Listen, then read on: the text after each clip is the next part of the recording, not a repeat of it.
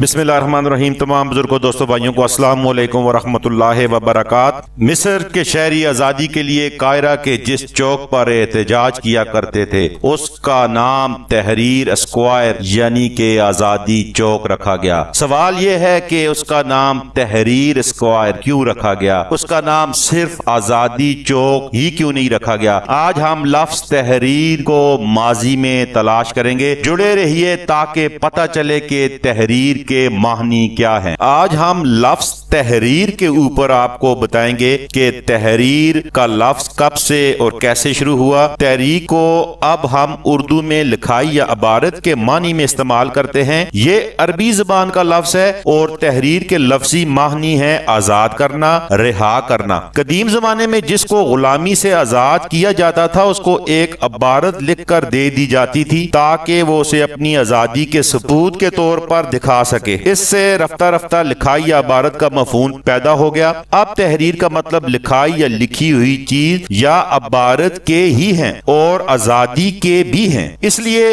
مصر کے شہری آزادی کے لیے قاہرہ کے جس چوک پر احتجاج کیا کرتے تھے اس کا نام تحریر اسکوائر یعنی آزادی چوک پڑ گیا۔ حریت کا لفظ بھی اسی عربی مادے سے بنا ہوا ہے جس سے تحریر کا لفظ بنا ہے اور حریت کے لفظی معنی آزادی کے ہی ہیں، خاص طور پر غلامی کے بعد ملنے والی آزادی۔ اسی لیے حریت پسندی کی ترکیب آزادی پسندی کے علاوہ غلامی سے آزاد ہونے کی جدوجہد کے مفہوم میں بھی مستحمل ہے۔ کشمیری حریت پسند اصل میں آزادی پسند ہیں، غلامی سے چھٹکارے کے لیے جدوجہد کر رہے ہیں۔ اسی طرح حر بھی اسی مادے سے ہے اور حر کا مطلب ہے آزاد یعنی غلامی کی ضد یا غلامی کا متضاد، اور یہ شریف کے معنی میں بھی آتا ہے۔ اگر ویڈیو پسند آئی ہو تو اپنی رائے ضرور دیجئے، چینل کو سبسکرائب کیجئے، دوستوں سے شیئر بھی کیجئے۔ اللہ تبارک و تعالی آپ کا، میرا، ہم سب کا حامی و ناصر ہو۔ والسلام۔